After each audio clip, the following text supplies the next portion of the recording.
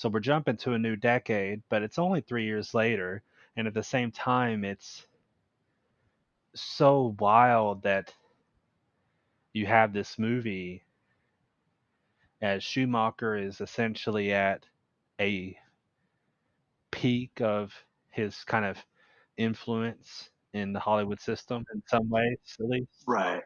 to a certain degree. He made even bigger movies after, but he was definitely high up on the star meter to some degree.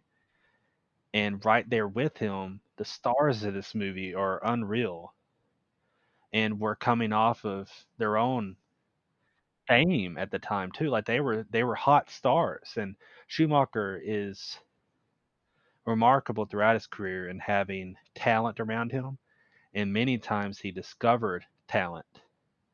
We mentioned in the introduction, like Colin Farrell, I believe, like one of the people that he discovered in like Tigerland, Yes. and Lost Boys has plenty of examples. St. Elmo's Fire has others. Look at the cast in Flatliners. Obviously, you bring Kiefer back into the mix. You have Julia Roberts, who is right there in a peak of her own fame, coming off of Pretty Woman, or the same year as Pretty Woman. Like Right.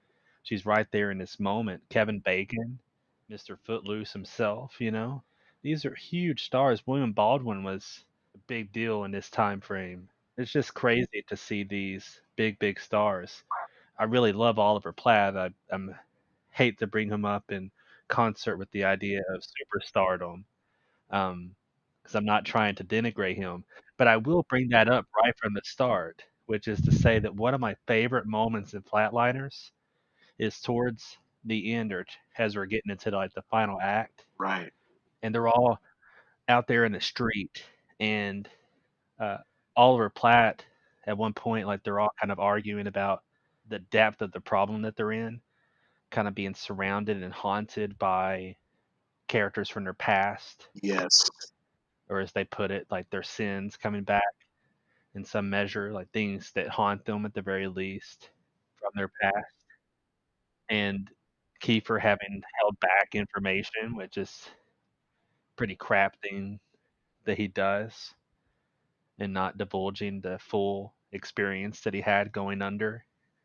But meanwhile, Oliver Platt's the one dude in this group that doesn't flatline, that doesn't have the near death experience. And he says, I knew this was a bad deal right from the start. Right.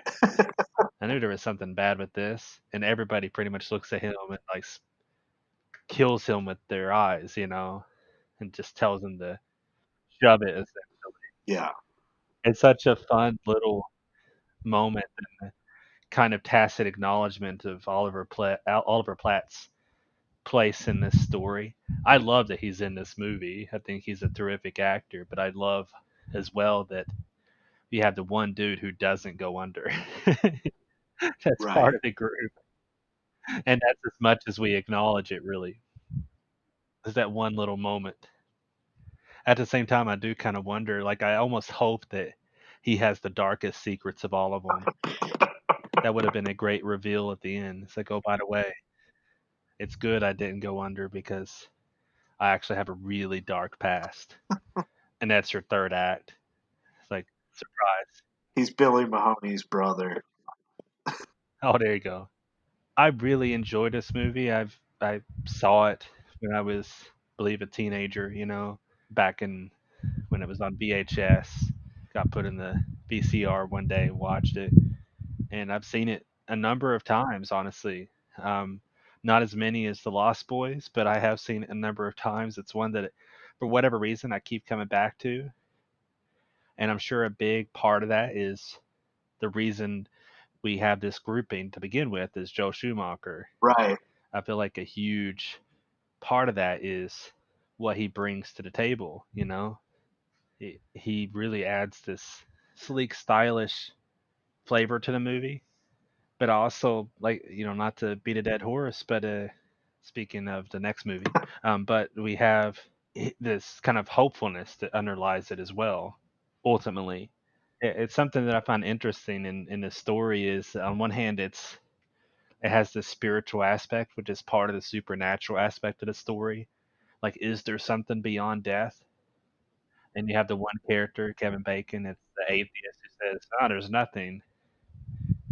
And the movie's far from being like a religious film, Right. but at the same time, it has this other side of it too, which is like they're surrounded by angels and have this protection from the beyond to a certain degree as well. Right.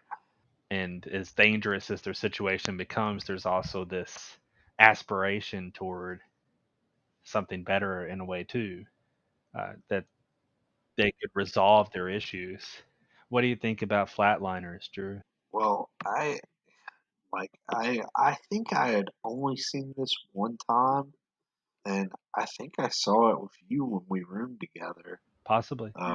If I didn't see it with you, I watched it in the apartment, maybe by myself. I don't know, but either way, it's been a minute since I saw it. It easily could have been one of my horror movies one Yeah, could have been. And it's really good. It's a little bit better than I remember it being. Of course, Keither is just awesome in this. And, he's just again he every time or these two times that he's in a Schumacher film, because I'm not going to say his character in Time to Kill is cool when he's a clan member, What a cool guy. but mullet and all. But anyway, back to this. He's just kind of hanging out. Has a really cool line right off the bat, like today's a good day to die. And just you immediately know you're in for an interesting ride. And the vibe of this movie is incredible. Of course, Schumacher just has that flourish to his work, but the cinematography in this just has this extra punch of energy. And it's Jan de Bont, uh, who is just, you know, incredibly talented cinematographer. And, he may have directed a film or two after this. I don't know. Maybe maybe something about a bus or something, a tornado, a couple of movies like that. But anyway, and he's done. No, the boat. Oh yeah, that one with Willem Dafoe. Yeah, that one, and Jason Patrick. Woo! And Jamie Gertz. Yes, too, way too much. He's worked with uh, John McTiernan on Die Hard, Hunt for October. He's worked with Paul Verhoeven on Basic Instinct. Uh, he has a very distinctive style and it's vibrant, and it goes so well with Schumacher, I think.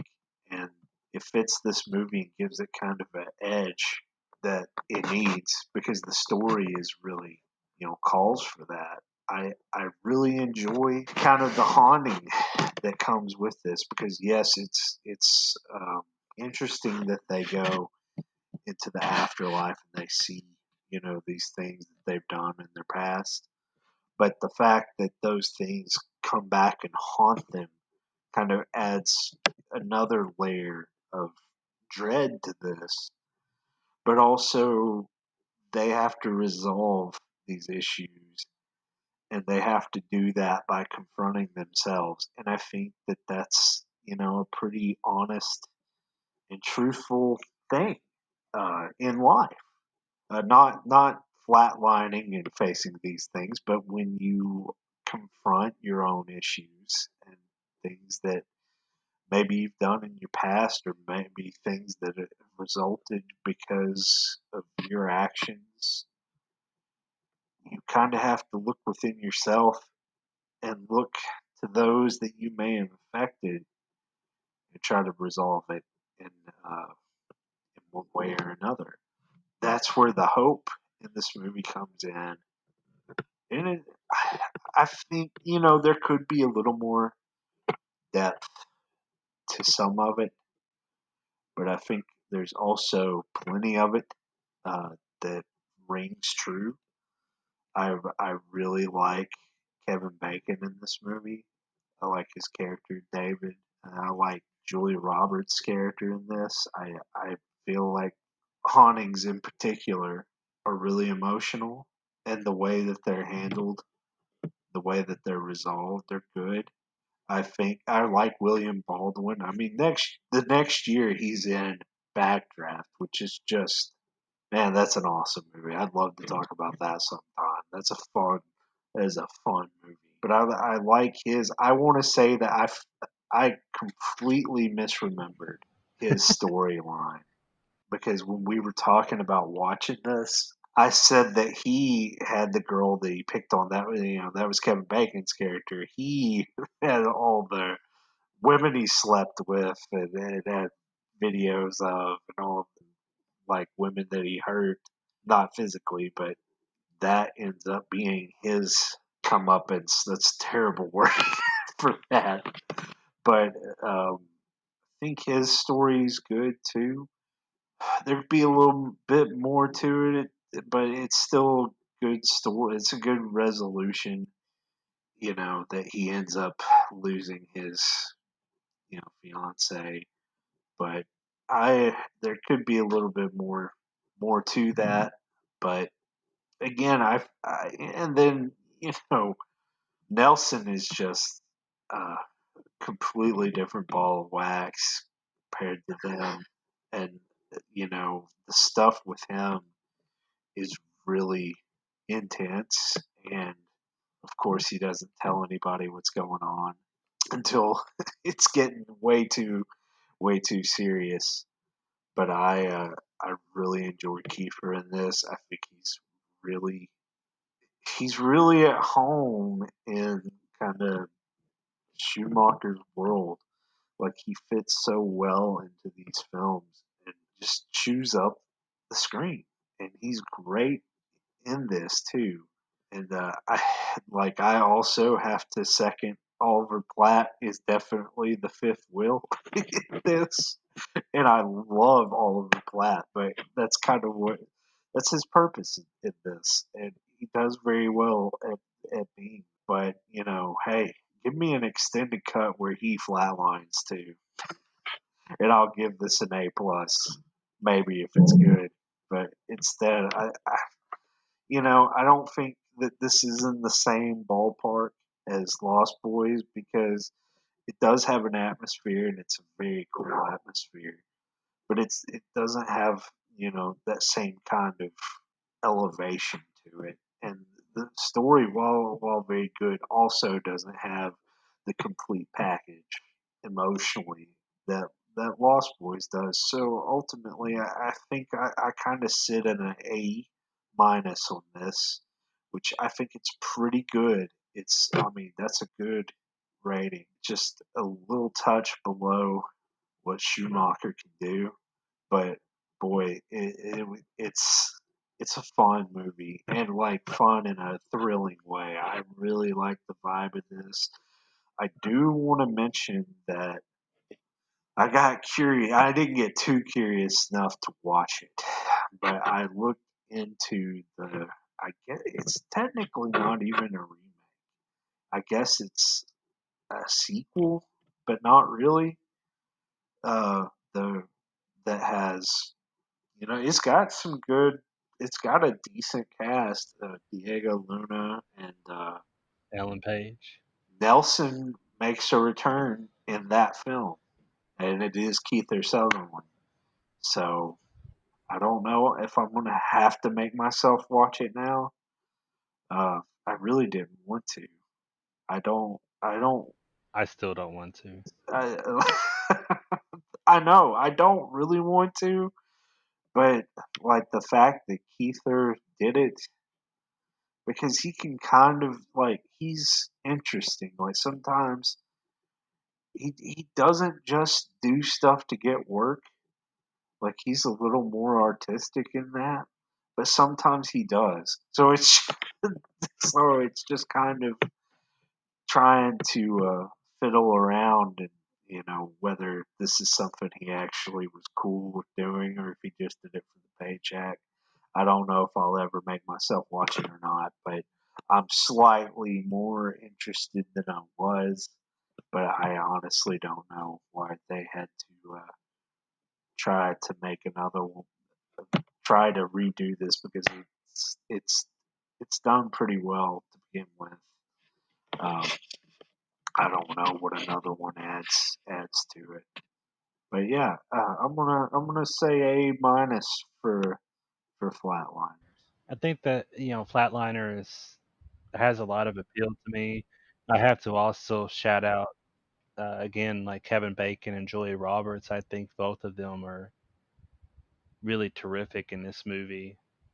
Like watching Julia Roberts, for instance, her character arc is really stark, where she's this hopeful person about what's on the other side, and then she confronts what's on the other side for her, and it really starts tearing her apart.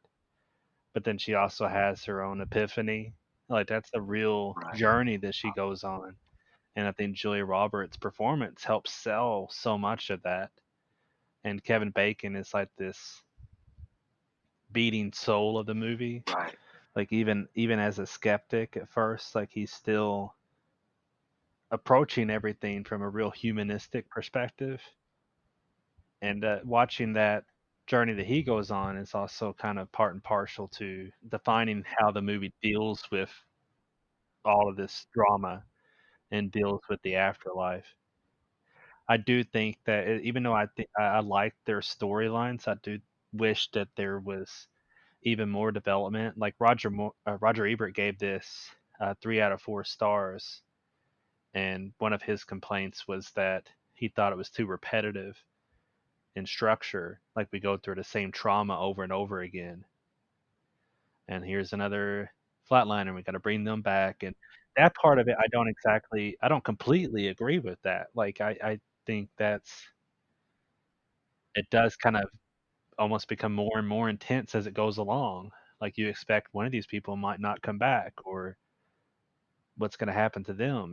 Like I feel like the movie's pretty intelligently designed in the sense of they feel like they're actually medical students.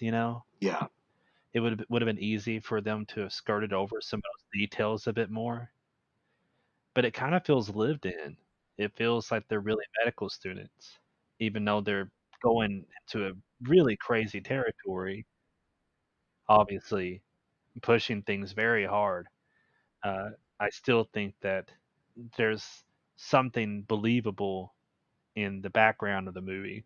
At the same time, I do wish, in a way, that the drama of it was brought out a little bit more. At the same time, I love when Kiefer just starts running towards the grave and then running away from his friends so that he can go kill himself to confront his own past. But, like the way that he just like blasts through it and runs is it's just really terrific image to me. Like just nobody's keeping up with him. He's just in his own playing field there.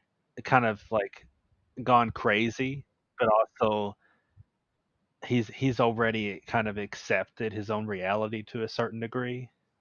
right, And at the same time he's seeking catharsis. Like he is hopeful for catharsis. yeah, I just wish some of that was brought out even more, I guess.